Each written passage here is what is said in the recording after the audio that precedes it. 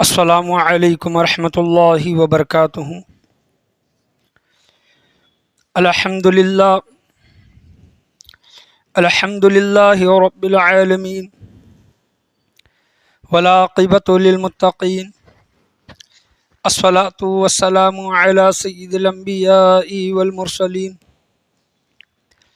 وعلی آلہ وصحابہ اجمعین، اما بعد فاعوذ باللہ من الشیطان الرجیم، بسم اللہ الرحمن الرحیم۔ وآتى المال على حبه ذوي القربى واليتامى والمساكين وابن السبيل والسائلين وفي الرقاب، صدق اللہ ومولانا رسوله النبي الأمين المكين الكريم، وعلى آلہ الشاہدین والشاکرین والحمد للہ رب العالمین۔ آئیے ہم اور آپ مل کر اپنے غلامی کا ثبوت دیتے ہوئے سب سے پہلے گنبد خضرا میں آرام فرمانے والے آقا حضور تاجدار مدینہ سرور و قلب و سینہ جناب احمد مجتبیٰ محمد مصطفیٰ صلی اللہ علیہ وسلم کی بارگاہ گوہربار میں درود و سلام کا ہدیہ نچھاور کریں۔ پڑھیے بآواز بلند، اللہم صلی علی محمد وعلی آل محمد وبارک سلم صلی علیہ، الصلاۃ والسلام علیک یا رسول اللہ صلی اللہ علیہ وسلم۔ اور ایک مرتبہ بلند آواز سے نبی اور آل نبی کے بارگاہ میں درود و سلام کا ہدیہ نچھاور کریں، اللہم صلی علی محمد وعلی آل محمد وبارک سلم صلی علیہ، الصلاۃ والسلام علیک یا رسول اللہ صلی اللہ تعالی علیہ وسلم۔ آج کی میری تقریر کا عنوان موضوع جو ہے وقف بورڈ کی شرعی حیثیت، وقف بورڈ کی شرعی حیثیت کے متعلق انشاءاللہ عزوجل میں بیان کرنے کے لیے کھڑا ہوا ہوں۔ ہمارا پچھلے جمعہ جو موضوع رہا ہے وہ اللہ تبارک و تعالیٰ کے ذکر کی فضیلت، اس کی عظمت کے متعلق تھا، لیکن اب یہ معاملات ایسے چل رہے ہیں کہ شریعت میں موجودہ حکومت جو مداخلت کر رہی ہے، انٹرفیئر کر رہی ہے، اور خاص کر کے ابھی جو نیا قانون جو پاس ہونے کے لیے جا رہا ہے، اور انشاءاللہ اگر ہم چاہیں تو اس قانون کو ہم روک بھی سکتے ہیں، وہ ہے وقف کی زمین۔ وقف، یہ آپ نے نام سنا ہوگا، وقف بورڈ کی زمین۔ تو زمین ہے، مسجد ہیں، خانقاہ ہیں، درگاہ ہیں، اسکول ہیں، کالجز ہیں، یا پھر کھیت ہیں، یا پھر کھلی زمین ہیں، تو یہ تمام چیزیں کیا ہیں؟ وقف میں آتی ہیں۔ اور وقف کے متعلق کیا، وقف کے معنی کیا، وقف کے متعلق کیا، وقف کی شرعی حیثیت کیا ہے، انشاءاللہ عزوجل میں آپ کے سامنے بیان کروں گا، اور آج ہو سکتا ہے تھوڑا وقت لگے۔ تو اللہ تبارک و تعالیٰ نے سورہ بقرہ میں اللہ تبارک و تعالیٰ قرآن مجید فرقان حمید میں ارشاد فرماتا ہے، اعوذ باللہ من الشیطان الرجیم، بسم اللہ الرحمن الرحیم۔ وآتى المال على حبه ذوي القربى واليتامى والمساكين وابن السبيل والسائلين وفي الرقاب۔ اس کا ترجمہ ہے، اللہ تبارک و تعالیٰ قرآن مجید فرقان حمید میں ارشاد فرماتا ہے، ترجمہ کہ وہ لوگ اپنا پسندیدہ مال، کیا اللہ تبارک و تعالیٰ ان لوگوں کا ذکر فرماتا ہے جو اپنے مال کو قربان کرتے ہیں، اپنی چیزوں کو دیتے ہیں۔ تو اللہ تبارک و تعالیٰ فرماتا ہے کہ وہ لوگ اپنا پسندیدہ مال رشتہ داروں، یتیموں، مسکینوں، مسافروں، سائلوں کو اور غلاموں کی آزادی کے لیے دیتے ہیں۔ کیا دیتے ہیں؟ اپنا مال کس کے لیے دے رہی ہیں؟ سب سے پہلے تو وہ مال کیا ہے؟ ان کا اپنا پسندیدہ مال ہے، یعنی ایسی شے نہیں ہے، ایسی چیز نہیں ہے کہ یہ مجھے پسند نہیں ہے تو میں یہ دوسرے کو دے دوں گا، ہاں یہ مجھے پسند ہے۔ اللہ تبارک و تعالیٰ نے چوتھے پارے میں ارشاد فرمایا، لن تنالوا البر حتی تنفقوا مما تحبون، جہاں تم اس وقت تک مومن نہیں ہو سکتے جب تک تم اپنے بھائی کے لیے بھی وہی چیز پسند کرو جو اپنے لیے کرتے ہو۔ تو ہمارے یہاں پر ہوتا یہ ہے کہ کوئی چیز ہمیں پسند نہیں ہے یا پھر کسی چیز میں نقصان ہے تو ہم دوسرے کو دے دیتے ہیں، پرانی ہے تو دوسرے کو دے دیتے ہیں، یہ ایسے معاملات ہیں۔ تو اللہ تبارک و تعالیٰ نے پہلے ہی قرآن مجید فرقان حمید میں ارشاد فرمایا، وآتى المال على حبه ذوي القربى واليتامى والمساكين وابن السبيل والسائلين وفي الرقاب، وہ لوگ اپنا پسندیدہ مال رشتہ داروں، یتیموں، مسکینوں، مسافروں، سائلوں کو اور غلاموں کی آزادی کے لیے وہ اپنا مال کیا کرتے ہیں؟ دیتے ہیں۔ یہاں پر یہ چیز تو آپ سمجھ سکتے ہیں کہ رشتہ دار ہمارے آپسی رشتہ دار ہو سکتے ہیں، یتیم جن کے ماں باپ مر چکے ہیں، مسکین جو بھوکے ہیں، ننگے ہیں، بھوکے ہیں، ننگے بدن ہیں، مسافر جو راہی گر ہے، مسافر ہے، اور سائل مانگنے والا۔ سائل کس کو کہتے ہیں؟ مانگنے والا۔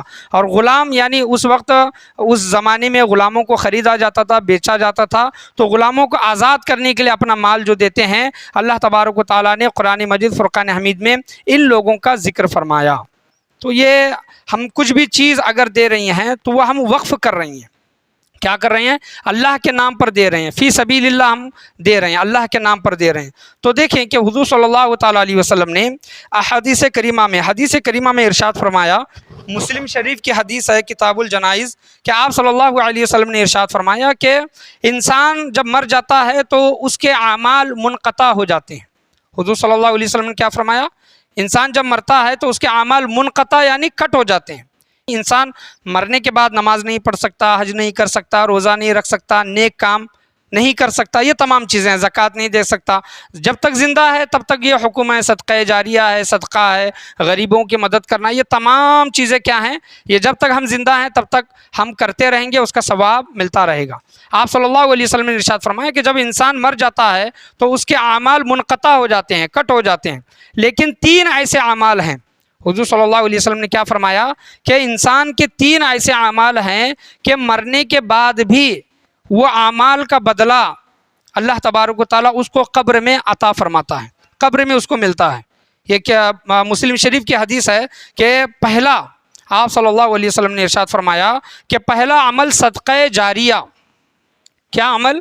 پہلا عمل صدقہ جاریہ، یعنی کوئی ایسا عمل ہم کر رہی ہیں، مثال کے طور پر کسی کو علم سکھا رہی ہیں، تو وہ علم سیکھے گا اور اس پر عمل کرے گا۔ ہم مر گئے، جب تک وہ انسان اس علم پر عمل کر رہا ہے یا پھر دوسرے لوگوں کو سکھا رہا ہے تو وہ علم کا بدلہ، وہ سکھانے کا ثواب ہمیں قبر میں ملتا رہے گا۔ تو صدقہ جاریہ مثال کے طور پر سمجھ لیں کہ ہم نے مسجد باندھی، ہم نے کنواں کھودا، یا پھر ہم نے مدرسہ شروع کیا، یہ صدقہ جاریہ میں سے ہے۔ جب تک وہ چیزیں رہیں گی انسان کو قبر میں ثواب ملتا رہے گا۔ دوسرا، آپ صلی اللہ علیہ وسلم نے فرمایا کہ وہ علم جس سے لوگوں کو فائدہ پہنچے، یعنی لوگوں کو ایسا علم سکھانا، چاہے وہ دنیا کا علم ہو یا پھر دین کا علم ہو، خاص کر کے دین کا علم، لوگوں کو فائدہ پہنچتے رہے، ایسا علم سکھانے والے شخص کو قبر میں بھی ثواب ملے گا، یعنی عمل کٹ نہیں ہوگا، وہ ثواب ملتا رہے گا۔ اور تیسرا، وہ آپ صلی اللہ علیہ وسلم نے ارشاد فرمایا کہ ایسی اولاد، یعنی اپنی اولاد کو ایسا بنا کر جائیں، ایسے اپنے اولاد کی ایسی تربیت کریں، ایسی تعلیم دے کہ ایسی اولاد کہ ماں باپ مر جانے کے بعد بھی وہ اولاد اپنے ماں باپ کے لیے دعائیں مغفرت کرتے رہیں۔ کیا کرتی رہے؟ اپنے مرحومین ماں باپ کو، والدین کو یاد کرتی رہے، ان کے لیے دعائیں مغفرت کرتے رہیں، ان کے نام پر صدقہ و خیرات کرتے رہیں، یا پھر اپنے ماں باپ کے لیے کوئی دنیا میں ایسا کام جاری کرے کہ وہ اس کام پر عمل کرنے کی وجہ سے ہمارے مرحومین ماں باپ کو، ہمارے مرے ہوئے ماں باپ کو وہ ثواب قبر میں ملتا رہے۔ تو یہ 3 آپ صلی اللہ علیہ وسلم نے چیزیں ارشاد فرمائی ہیں، ایک ہے صدقہ جاریہ، ایک ایسا علم جو لوگوں کو فائدہ پہنچائے، اور ایک تیسرا وہ اولاد جو اپنے ماں باپ کے لیے کیا کرتی ہے؟ دعا کرتی ہے۔ یہ ماں باپ کی ذمہ داری ہے کہ بچوں کو ایسا بنا کر اس دنیا میں جائے، ورنہ ہم دیکھ سکتے ہیں کہ ماں باپ مر کر سالوں گزر گئے کہ ماں باپ کے قبر پر جا کر دعا کرنا، دعائیں مغفرت کرنا اولاد کو نصیب نہیں ہے۔ ایسے بہت سے لوگ ہیں، لیکن بہت سے ایسے بھی لوگ ہیں جو اپنے ماں باپ ہوں، دادا دادی ہوں، نانا نانی ہو، ان کے قبر پر جا کر دعائیں مغفرت کرتے ہیں۔ تو ایسی تربیت اولاد کی ہونی چاہیے۔ اب دیکھیں کہ آپ صلی اللہ علیہ وسلم نے جو پہلی چیز ارشاد فرمائی صدقہ جاریہ۔ صدقہ جاریہ کوئی چیز ہم اللہ کے نام پر دے رہی ہیں اور وہ چیز مسلسل عمل میں آ رہی ہے اور اس کا ثواب ہمیں مل رہا ہے۔ اب ایک آیا سوال، وقف کسے کہتے ہیں؟ یہ جو ہم کہتے ہیں نا کہ وقف بورڈ کی زمین، وقف کی جائیداد، یہ جو کہتے ہیں، تو وقف کے معنی کیا؟ وقف کے معنی ہے ٹھہرنا، وقف کے معنی ٹھہرنا، اور وقف کے ایک معنی یہ بھی ہے کہ اللہ کے نام پر دینا۔ کیا کرنا؟ وقف کرنا، دان میں دینا، جس کو ہم اپنی زبان میں کہتے ہیں دان میں دینا، وقف کرنا۔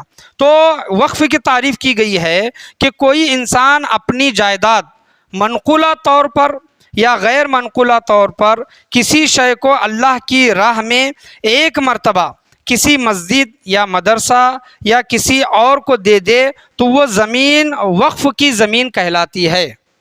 اپنی کوئی چیز، مکان سمجھ لیں، کنواں سمجھ لیں، مسجد ہے یا پھر مدرسہ سمجھ لیں، کوئی ہم ایک چیز دے رہی ہیں کسی چیز کے لیے، تو ایک بار ہم منقولہ طور پر یا پھر غیر منقولہ طور پر ہم وہ چیز کسی کو دے رہی ہیں، وقف کر رہی ہیں، تو وہ زمین وقف کی زمین کہلاتی ہے۔ اور ایک مرتبہ وہ دے دیے تو وہ زمین اس کی ہو گئی، بعد میں ہم اس کا دعویٰ نہیں کر سکتے، بعد میں ہم واپس اس کو دوبارہ نہیں مانگ سکتے۔ وقف کا شرعی حکم کیا ہے؟ وقف کے معنی تو جان گئے کہ وقف کی معنی ٹھہرنا، وہ اللہ تبارک و تعالیٰ کے لیے ہو گئی، وہ اللہ تبارک و تعالیٰ کے لیے ٹھہر گئی۔ وقف کا شرعی حکم کیا ہے؟ کہ وقف کا شرعی حکم یہ ہے کہ جائیداد یا کوئی شے واقف کی ملکیت سے نکل کر ہمیشہ کے لیے مالکی حقیقی یعنی اللہ کی ملکیت ہو جاتی ہے۔ یعنی انسان کی ملکیت سے نکل کر کسی شخص کے کوئی زمین میں دے رہا ہوں اللہ کے نام پر، وقف کر رہا ہوں، تو وہ میرے جائیداد سے نکل کر، میرے ملکیت سے نکل کر اللہ تبارک و تعالیٰ کے ملک میں چلی جاتی ہے، کسی انسان کے ملک میں نہیں بلکہ اللہ تبارک و تعالیٰ کے ملک میں چلی جاتی ہے۔ اور ایک بار وقف ہو جائے تو اس کو بیچنا، یعنی ایک بار ہم نے وقف کر دیا تو اس کو بیچنا، اس کا تبادلہ کرنا، اس کو ہبہ نامہ جو کہتے ہیں، اس کو ہبہ یا پھر تحفے میں دینا کسی صورت جائز نہیں ہے۔ کسی بھی صورت میں ایک بار وقف کر دیے تو کسی کو بھی جائز نہیں، یہاں کے موجودہ سرکار گورنمنٹ کو بھی یہ جائز نہیں ہے، وہ حق نہیں ہے کہ اس زمین میں، اس جائیداد میں، اس شے میں موجودہ حکومت بھی بھلے وہ اقتدار میں ہیں، سطح میں ہیں، پھر بھی وہ انٹرفیئر نہیں کر سکتی۔ یہ اس کو بولا ہے شرعاً کسی کو اس کا حق حاصل نہیں ہے۔ یہ فتاویٰ شامی اور فتاویٰ عالمگیری میں علماء کرام نے یہ فتویٰ دیا ہے۔ تو آج کی جو موجودہ جو حکومت ہے وقف بورڈ کی زمینوں کو لے کر جو انٹرفیئر کر رہی ہے، انٹرفیئر کے معنی کیا ہے کہ سب سے پہلے تو یہ ہے کہ وہ کسی بھی شے پر قبضہ کر سکتی ہے، کھلی زمین وغیرہ ہے یا پھر مکان ہے یا پھر بلڈنگ وغیرہ ہے، وقف کی جو بھی زمین ہے اس پر وہ قبضہ کر سکتے ہیں۔ دوسرا ان کا ایک قاعدہ قانون ایسا نکل رہا ہے کہ وقف میں جو بھی لوگ ہیں وہ مسلمان ہیں، کیا ہیں؟ مسلمان، اس میں غیر مسلموں کو ڈالنے کی کوشش کر رہی ہے۔ اب دیکھیں کہ جس طرح مسلمانوں کی زمین ہے، مسلمانوں کی تو نہیں کہہ سکتے لیکن وہ مسلمانوں کی زمین ہے، اللہ کے نام پر جو زمین ہے وقف ہے، اسی طرح غیر مذہب لوگوں کی بھی زمینیں ہیں، اس میں وہ لوگ ٹرسٹی ہیں، ذمہ دار ہیں، اس کا نظام چلا رہی ہیں، اس میں مسلمان انٹرفیئر نہیں کر رہے ہیں۔ لیکن یہ لوگ مسلمانوں کی جائیداد میں جو اللہ تبارک و تعالیٰ کے نام پر وقف ہو چکی ہے اس جائیداد میں انٹرفیئر کرنے کی کوشش کر رہے ہیں یا پھر دوسرے لوگوں کو اس میں داخل کرنے کی کوشش کر رہے ہیں، تو یہ شرعاً ناجائز ہے، اس کی اجازت اسلام نہیں دے سکتا۔ اس میں مسلمان ہی رہیں گے اور مسلمان ہی کیا کریں گے، ان چیزوں کا کیا کریں گے، فیصلہ کریں گے۔ تو یہ تمام چیزیں ہیں وقف بورڈ کی زمینوں کے متعلق، مسجدوں کے متعلق، خانقاہ، درگاہ، اسکول، کالج، کھیت، زمینیں، یہ تمام چیزوں کے متعلق ہے۔ یہ وقف کا سلسلہ شروع کہاں سے ہوا؟ یہ چیزیں شروع کہاں سے ہوئی؟ یہ وقف کا سلسلہ، یہ زمین وقف کرنا، اللہ کے نام پر دینا، یہ سلسلہ کہاں سے شروع ہوا؟ تو 1450 سال پہلے حضور جناب احمد مجتبیٰ محمد مصطفیٰ صلی اللہ تعالیٰ علیہ وسلم کے ظاہری زمانے سے ہی یہ شروع ہوا ہے۔ ایک یہودی تھا اور حضور صلی اللہ تعالیٰ علیہ وسلم کے نام پر اس نے کچھ باغات دیے۔ مرتے وقت وہ یہودی حضور صلی اللہ تعالیٰ علیہ وسلم کو اس نے باغ دیے، وہ 7 حدیثوں میں آتا ہے کہ وہ 7 باغ تھے، باغیچے تھے، وہ 7 باغ دیے اور یہودی نے حضور صلی اللہ تعالیٰ علیہ وسلم کو اقتدار دیا اور اجازت دی کہ آپ چاہیں تو اس کا کچھ بھی کریں۔ وہ یہودی مرا تو آپ صلی اللہ تعالیٰ علیہ وسلم نے وہ 7 باغ، وہ 7 باغیچے اللہ تبارک و تعالیٰ کے نام پر وقف کر دیے۔ کیا کر دیے؟ ان چیزوں پر وقف کر دیے۔ پھر اس کے بعد خیبر کی زمین، حضرت عمر رضی اللہ تعالیٰ عنہ کے پاس کچھ خیبر کی زمین تھی۔ اب دیکھیں کہ وَآتَ الْمَالَ عَلَىٰ حُبِّهِ ذَوِي الْقُرْبَىٰ، وہ لوگ جو اپنی پسندیدہ چیزیں لوگوں میں، یتیموں میں، مسکینوں میں، بیواؤں میں سائلوں میں، غلاموں کی گردنیں چھڑانے میں یہ تمام چیزیں جو خرچ کرتے ہیں، کہ حضرت عمر رضی اللہ تعالیٰ عنہ کے پاس خیبر کی کچھ زمین تھی، وہ حضور صلی اللہ علیہ وسلم کی بارگاہ میں آئے اور کہنے لگے کہ یا رسول اللہ میرے پاس کچھ زمین ہے تو میں اس کو استعمال میں لانا چاہتا ہوں، صدقہ جاریہ کے طور پر لانا چاہتا ہوں۔ تو آپ صلی اللہ تعالیٰ علیہ وسلم نے ارشاد فرمایا کہ اے عمر، اس زمین کا تو ایسا کرنا کہ یہ زمین وقف کر دینا، اس کا وقف کر دینا، لوگ اس سے ہمیشہ فائدہ اٹھاتے رہیں۔ تو حضرت عمر رضی اللہ تعالیٰ عنہ نے ایک شرط کی بنا پر وہ زمین وقف کی، اور یہ شرط لگائی کہ اس زمین کو نہ کوئی خرید سکتا ہے، نہ کوئی بیچ سکتا ہے، نہ کوئی تبادلہ کر سکتا ہے، نہ میرے انتقال کے بعد وہ زمین وراثت میں تقسیم ہو سکتی ہے، نہیں، وہ زمین میں نے کیا کر دی؟ وقف کر دی۔ یہاں پر ایک بات پتہ چلتی ہے کہ اگر میں کوئی زمین اگر وقف کر رہا ہوں اور بعد میں چل کر میری اولاد اس پر دعویٰ کرے تو وہ اولاد دعویٰ نہیں کر سکتی، کیونکہ آپ کے والد نے، آپ کے ماں نے یا پھر آپ کے دادا نے وہ زمین جب وقف کر دی ہے، ان کے ورثہ کو، ان کے وارثوں کو یہ حق حاصل نہیں ہے کہ اس زمین پر دعویٰ کرے۔ تو حضرت عمر رضی اللہ تعالیٰ عنہ نے وہ زمین وقف کی۔ تو یہ سلسلہ حضور صلی اللہ تعالیٰ علیہ وسلم کے زمانے اقدس سے چلا آ رہا ہے۔ اور وقف کی زمین کا اصل مقصد کیا ہے کہ وقف کی زمین جس طرح اس کا موجودہ جو حالات ہیں وہ قائم رہیں اور اس سے لوگ فائدہ حاصل کرتے رہیں۔ مثال کے طور پر وقف کی زمین ہے، اس پر کھیتی وغیرہ ہو رہی ہے، تو اس کھیتی سے دین کا کام سر انجام دیا جائے، یا پھر مدرسہ شروع کیا جائے، یا پھر مسجد باندھی جائے، یا پھر اسکول باندھے جائے، یا پھر کوئی ایسا کاروبار شروع کیا جائے جس کا منافع اسلام کو، دین اسلام کے لیے کیا کریں، اس میں صرف کریں، اس میں خرچ کرنے کی کوشش کریں۔ تو حضرت عمر رضی اللہ تعالیٰ عنہ نے وہ زمین وقف کی۔ اس کے بعد کچھ سالوں کے بعد حضرت عثمان غنی رضی اللہ تعالیٰ عنہ نے بئر روما، کنواں جو بولا جاتا ہے کہ مدینہ میں لوگوں کو پینے کے لیے پانی نہیں تھا، تو حضرت عثمان غنی رضی اللہ تعالیٰ عنہ نے منہ مانگی قیمت پر وہ کنواں خریدا اور مسلمانوں کے لیے، لوگوں کے لیے وہ کنواں وقف کر دیا، یعنی اس کنویں سے لوگ کیا کرتے رہے؟ پانی پیتے رہے۔ یہ حضرت عثمان غنی رضی اللہ تعالیٰ عنہ کے سیرت سے یہ پتہ چلتا ہے۔ حضرت علی رضی اللہ تعالیٰ عنہ کی سیرت سے بھی یہ پتہ چلتا ہے، تاریخ کی کتابیں میں آتا ہے کہ ان کے پاس ایک چشمہ تھا، پانی کا چشمہ تھا۔ حضرت علی رضی اللہ تعالیٰ عنہ نے وہ پانی کا چشمہ کیا کیا؟ وقف کیا۔ حضرت ابو بکر صدیق رضی اللہ تعالیٰ عنہ سے بھی ایک سیرت میں ملتا ہے کہ حضرت ابو بکر صدیق رضی اللہ تعالیٰ عنہ نے بھی اپنا ایک مکان وقف کیا، یعنی اللہ کے نام پر اس کو کیا کیا؟ وقف کر دیا، قربان کر دیا۔ تو اسی طرح بہت سے صحابہ کرام ہیں، عشرہ مبشرہ میں سے، تابعین ہیں اور تبع تابعین ہیں، اولیاء کرام ہیں، بزرگان دین ہیں، یہاں تک کہ بادشاہ ہیں، مسلمان بادشاہ رہی ہیں، نواب رہی ہیں، اور آج تک وہ چیز چلتی آ رہی ہے۔ یعنی کوئی انسان اپنے مرضی سے، خوشی سے کوئی زمین مسجد کے لیے دیتا ہے، مدرسے کے لیے دیتا ہے، اسکول کے لیے دیتا ہے، کالج کے لیے دیتا ہے، یا پھر غریبوں، یتیموں، مسکینوں کے لیے جو ان کا خرچ چل سکے، تو آج بھی وہ سلسلہ جاری ہے، اور انشاءاللہ عز و جل قیامت تک یہ سلسلہ جاری و ساری رہے گا۔ یہ انسان، بہت سے لوگ اپنی بہت سی جائیداد ہے تو اس میں سے کچھ جائیداد وقف کے لیے دیتے ہیں، تو وہ چیز اللہ تبارک و تعالیٰ کے لیے وہ چیز ہو جاتی ہے، اور وہ قیامت تک اس پر کوئی قبضہ نہیں کر سکتا۔ اب ہوا معاملہ یوں کہ موجودہ جو حکومت ہے اس میں انٹرفیئر کر رہی ہے اور اس پر قبضہ کرنا چاہتی ہے، جیسے پہلے کے جو قانون انہوں نے پاس کیے ہیں جو ناقابل برداشت ہے، تو اسی طرح یہ بھی قانون پاس کرنے کے لیے وہ ریڈی ہے۔ لوک سبھا میں یہ تمام چیزیں ہوئیں تو اپوزیشن جو سرکار ہے انہوں نے کھل کر اس کی مخالفت کی، اور بہت زیادہ مخالفت کی۔ تو یہ فیصلہ سنایا نہیں گیا بلکہ یہ عوام پر چھوڑا گیا۔ عوام پر یہ فیصلہ یہ چھوڑا گیا ہے کہ اگر 50 لاکھ لوگوں کا، کتنا؟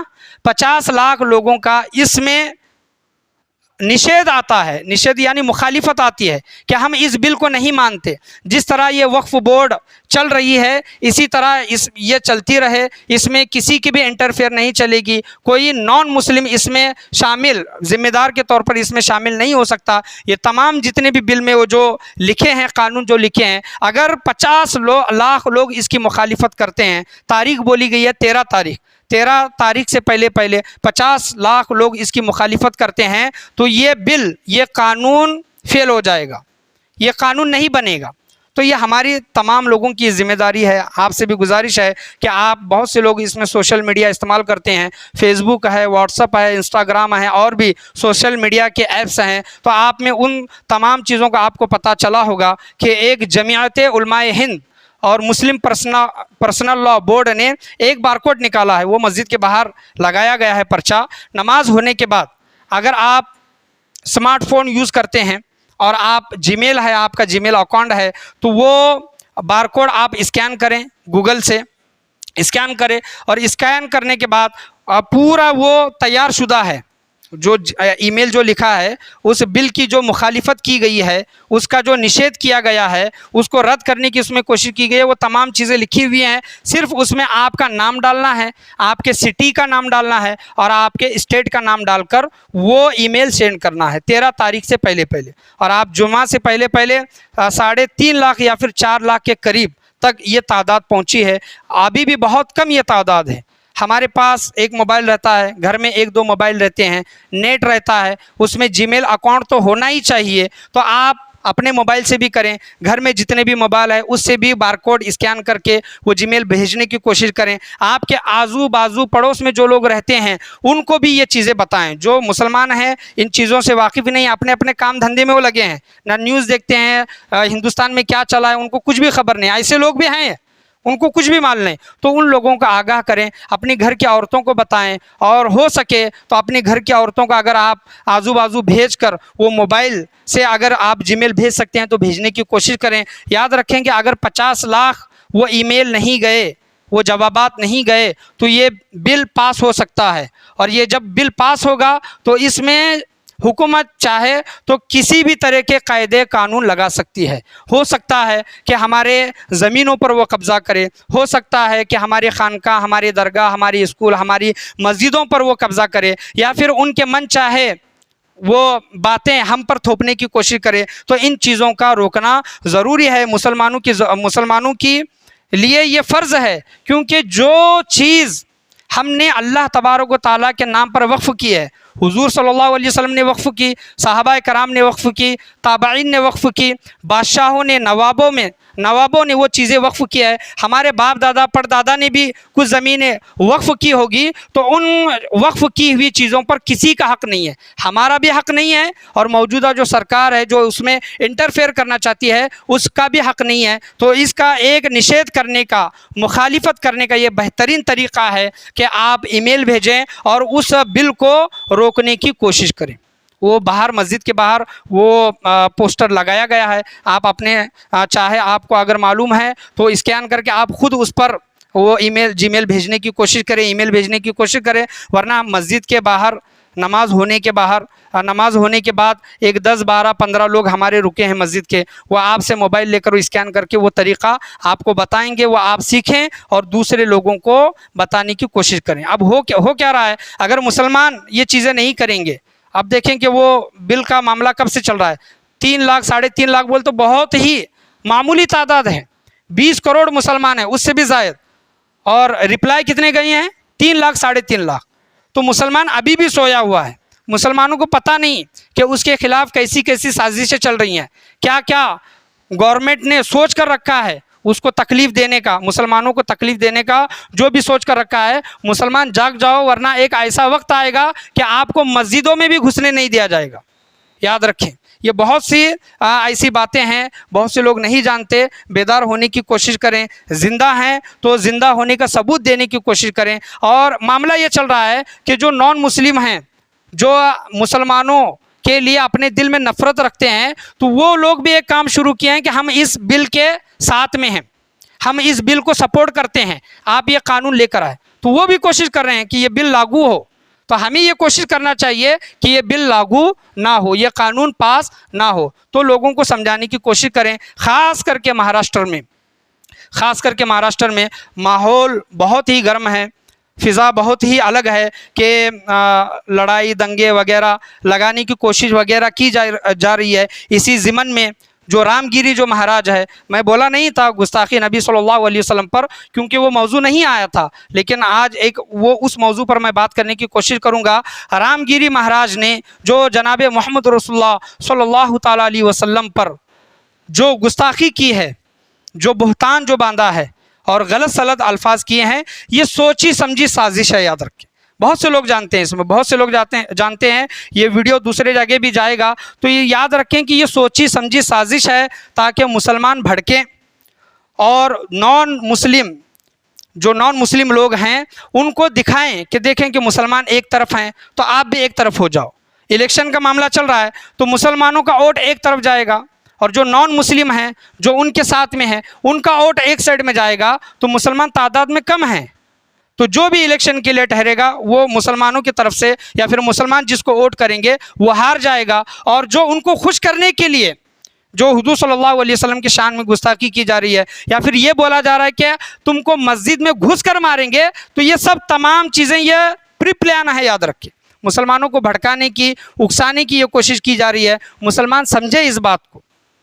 اور جو پارٹی میں کسی پارٹی کا نام نہیں لوں گا، جو پارٹی اس کو سپورٹ کر رہی ہے اور یہ بول رہی ہے، یعنی ہمارے مہاراشٹر کا خود مکھیہ منتری یہ بولتا ہے کہ رام گیری مہاراج کے بال کو ہم دھکا بھی لگنے نہیں دیں گے۔ بھائی تم کس کا سپورٹ کر رہے ہو؟ وہ ہمارے نبی پروفیٹ محمد صلی اللہ علیہ وسلم کے شان میں اس نے گستاخی کی ہے، اور تو یہ کھڑا ہو کر یہ کہتا ہے، مکھیہ منتری ہو کر یہ کہتا ہے کہ رام گیری مہاراج کے بال کو دھکا لگنے نہیں دوں گا، تو یہ دھرم کی راجنیتی کھیل رہا ہے، دھرم کی راجنیتی ہے، یاد رکھیں۔ اور ہمارے ان ہندو بھائیوں کو بھی سمجھانے کی کوشش کریں، بہت سے ہمارے فرینڈ سرکل میں ہندو بھائی ہیں، ان کو بتائیں، کیونکہ ووٹنگ ایک طرف کی جا رہی ہے، ان کو بتائیں، آپ ان کو پوچھیں، بھائی آپ بتاؤ، میرے ہندو بھائی آپ بتاؤ، آپ کے بھگوان شری رام ہیں یا پھر مہادیو ہیں، کسی کی بھی شان میں اگر کوئی ہمارا مسلمان گستاخی کرتا، کیا آپ وہ برداشت کرتے؟ تو ہندو بھائی کہے گا کہ اگر تمہارا کوئی مسلمان ہمارے بھگوان کی شان میں گستاخی کرے گا تو ہم برداشت نہیں کریں گے۔ پھر اس سے یہ بولو کہ اگر کوئی نیتا جو گستاخی کر رہا ہے، ہمارا مسلمان بھائی گستاخی کر رہا ہے، اگر کوئی نیتا اس کے سپورٹ میں کھڑا ہوا ہے تو کیا تم اس کو ووٹ کرو گے؟ تو وہ کہے گا کہ ہرگز میں ووٹ نہیں کروں گا، کیونکہ غلط کو غلط کہنا چاہیے، صحیح کو صحیح کہنا چاہیے، جس نے بات غلط کہی ہے اس کو سزا دینی چاہیے۔ انڈین گورنمنٹ کے حساب سے، قانون کے حساب سے، جو کوئی کسی دھرم گرو کے شان میں گستاخی کرتا ہے تو اس کی بھی سزا ہے، تو اس کو سزا دینی چاہیے۔ اس کو سزا نہیں دی جا رہی ہے بلکہ حوصلہ افزائی کی جا رہی ہے، اس کو پروٹیکشن دیا جا رہا ہے، اور کہا جا رہا ہے کہ ہمارے مہاراج کو کوئی کچھ نہیں کر سکتا۔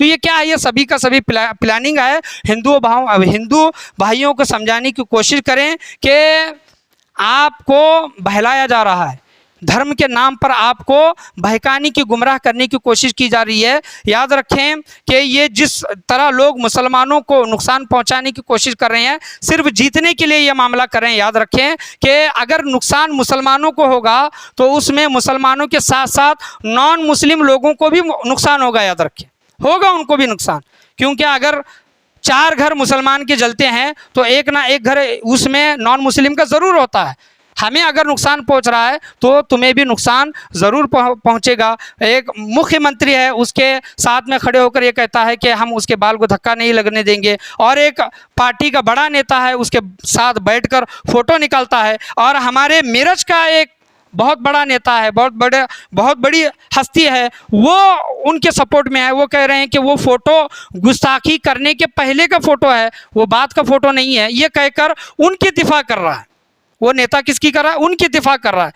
جب کسی مہاراج نے حضور صلی اللہ علیہ وسلم کی شان میں گستاخی کی ہے اور اس پارٹی کا بڑا نیتا جو مکھیہ منتری ہے کھڑے ہو کر اس کی دفاع میں کھڑا ہوتا ہے، تو اگر کوئی مسلمان نیتا ہے تو تیرا ایمان اسی وقت جاگنا چاہیے کہ نہیں، یہ میرے نبی کریم صلی اللہ علیہ وسلم کی شان میں اس نے گستاخی کی ہے اور ہمارے پارٹی کے نیتا اس کو سپورٹ کر رہے ہیں، تو مجھے اس پارٹی سے برخاست ہو جانا چاہیے، استعفیٰ دینا چاہیے۔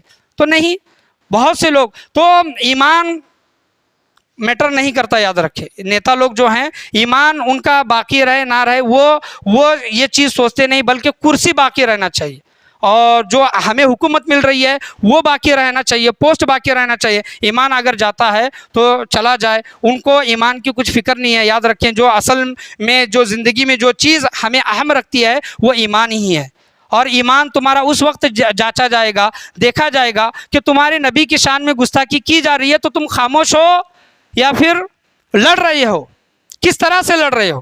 مورچے کی شکل میں لڑ رہے ہو, آندولن کی شکل میں لڑ رہے ہو, یا پھر سوشل میڈیا کا جس طرح زمانہ ہے اس کے زمانے میں لڑ رہے ہو, یا پھر اس کی دفاع کر رہے ہو, اس کے ساتھ میں کھڑے ہو, یا پھر اس پارٹی میں شامل ہو, تو تم اس پارٹی میں شامل ہو اور اس کا ساتھ دے رہے ہو, تو گویا ایسا ہے کہ تم بھی وہی ہو.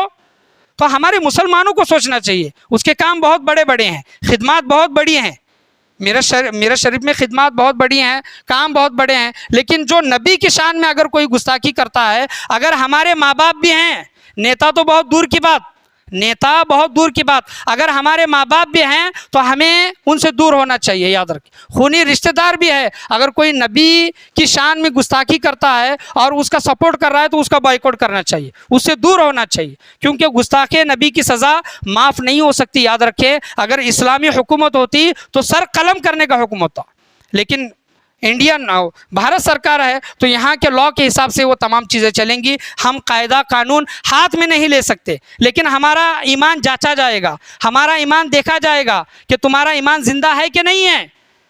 کیا وہ بڑا انسان ہے کر کے اس کو سپورٹ کر رہے ہو, اس سے محبت کر رہے نہیں, تمہارا ایمان کیا کہتا ہے, تمہارا ضمیر کیا کہتا ہے وہ دیکھو. غلط کو غلط کہو, صحیح کو صحیح کہو, غلط کے ساتھ غلط ہی ہونا چاہیے اور صحیح کے ساتھ صحیح ہونا چاہیے. غلط انسان کے ساتھ کبھی بھی کھڑے مت ہو, اس کے سپورٹ میں مت آؤ, اور صحیح انسان کے ساتھ ہمیشہ کھڑے رہو, اس کی مدد کرنے کی کوشش کرو. اللہ کی بارگاہ میں دعا ہے, اللہ تبارک و تعالی ہم تمام لوگوں کو بولنے سننے سے زیادہ اس پر عمل کرنے کی توفیق عطا فرمائے. اور جو بھی سازشیں وغیرہ چل رہی ہیں, خاص کر کے مہاراشٹر میں ایسی فضا بنانے کی کوشش کی جا رہی ہے, اللہ تبارک و تعالی ان تمام سازشوں کو, منصوبوں کو نیست و نابود عطا فرمائے. جو ہندو مسلمانوں میں لڑائی جھگڑے لگانے کی جو سازش چل رہی ہیں, اللہ تبارک و تعالی ایسے دشمنان اسلام کو, ایسے دھرم کی راجنیتی کرنے والے لوگوں کو اللہ تبارک و تعالی قہر و غضب میں نازل عطا فرمائے. ایسی لوگوں کی سنگتوں سے, صحبتوں سے بچنے کی اللہ تبارک و تعالی ہم تمام لوگوں کو توفیق و رفیق عطا فرمائے. ہم ہر نقصان, ہر چیز, ہم ہر بے عزتی برداشت کر سکتے ہیں, لیکن جب نبی کی شان پر جب آنچ آئے تو ہم کسی نیتا کو نہیں دیکھیں گے, ہمارے خونی رشتے کو نہیں دیکھیں گے, کسی بڑے انسان کو نہیں دیکھیں گے. ہمارے نبی صلی اللہ علیہ وسلم یہ اول ہے, ان کی شان یہ سب سے پہلے ہے, ان کے عزت پر ہم آنچ آنے نہیں دیں گے. اللہ کی بارگاہ میں یہی دعا ہے, اللہ تبارک و تعالی ہم تمام لوگوں کو بولنے سننے سے زیادہ اس پر عمل کرنے کی توفیق عطا فرمائے. لا الہ الا اللہ محمد رسول اللہ صلی اللہ علیہ وسلم, وآخر دعوانا ان الحمد للہ رب العالمین.